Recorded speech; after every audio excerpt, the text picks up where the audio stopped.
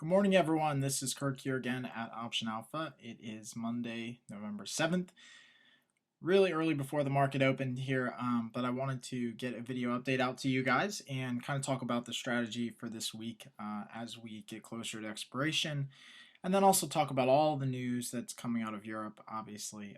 So I wanted to post this chart again, and I posted it a couple times actually, probably 4 or 5 times on the blog and for you guys. And I think it's important to go over, mainly because it highlights the fact that all the news out there that is surrounding Greece, and then today has now finally really shifted to Italy. It's really important to know what the size of these debt obligations are, and this is actually from late last year, so these obligations have really blossomed from here. But it really paints a good picture of who owes who and how it's all connected. So what I want to highlight, at least on this picture again, is that Greece and Portugal are fairly small compared to the growing deficits of Italy and Spain. Now, of course, Greece is in a much worse position as far as debt to GDP, etc. But Italian bonds are getting just rocked these last couple days, similar to what has happened before with Greece. So we could be definitely, looking at the next major problem child, and then don't forget about Spain, and don't forget about Portugal as well. So I feel like a lot of the commentary that's coming out of there really is irrelevant to what we're trying to do as traders. It's hard as a trader to have a clear direction on the market, especially if you're trying to day trade this market and know what is coming out of Europe. One minute it's this, the next it's that. They're going to vote, no referendum vote. Now they are, now they won't. Now there's a new government. So it's really hard if you're going to try to day trade this market. And that's why I even said last week, I said, God bless the day traders because they're taking some substantial risks right now.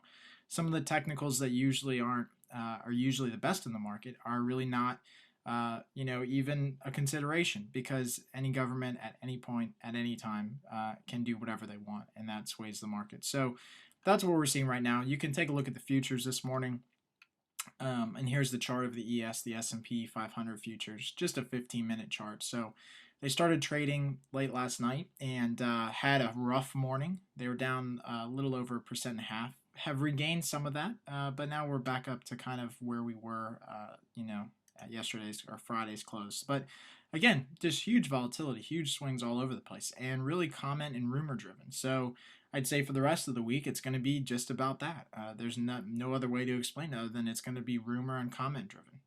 More of the, are they going to do something to, revive the government? Is there a bailout package? Is there not? Who's in power? Who's not?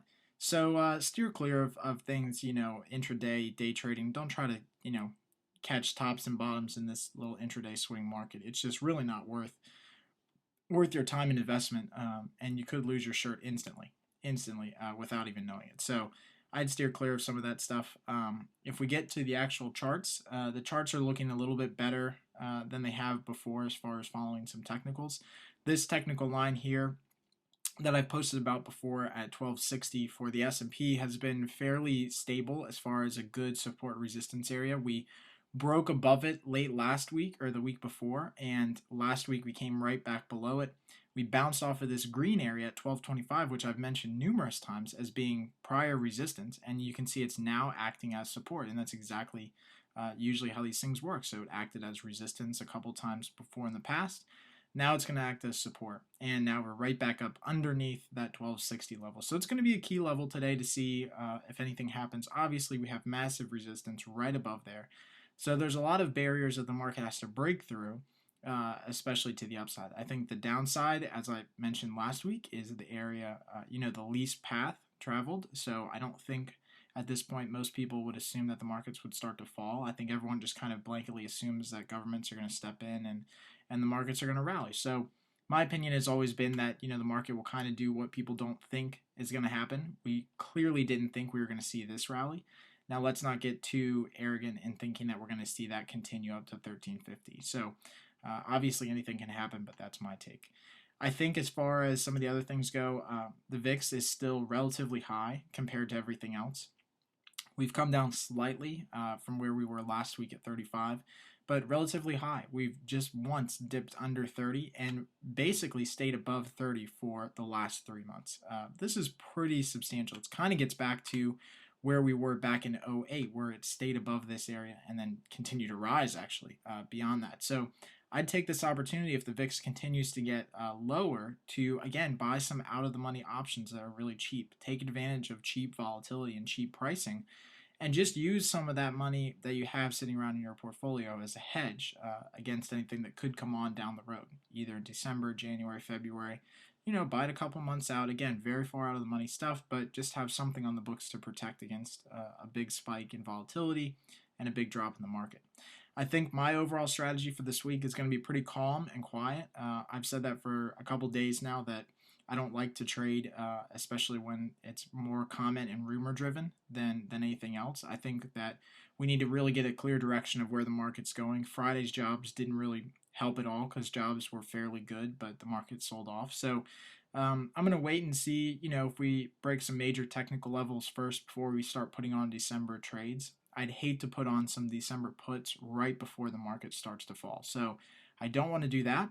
If we get above some good support levels and break some resistance levels, then of course we'll start to put on some puts, because we know we have some levels below us that can act as a barrier between us and the market. So I think overall that's going to be my strategy for the coming week, is just to take it quiet, take it slow, leave a little bit of extra cash in the portfolio heading into December. Obviously, we don't know what's going to happen. We've had really good returns this year, so I don't want to squash those with some stupid mistakes in December.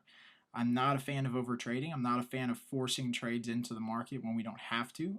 I think a lot of people that have emailed me over the last couple of weeks have been forcing trades just for the sake of making trades, and I'm not that kind of guy. I don't want to trade just to have trades on the market. I want to make good trades, good solid risk management when I look at my portfolio. So I think that should be your strategy as well overall.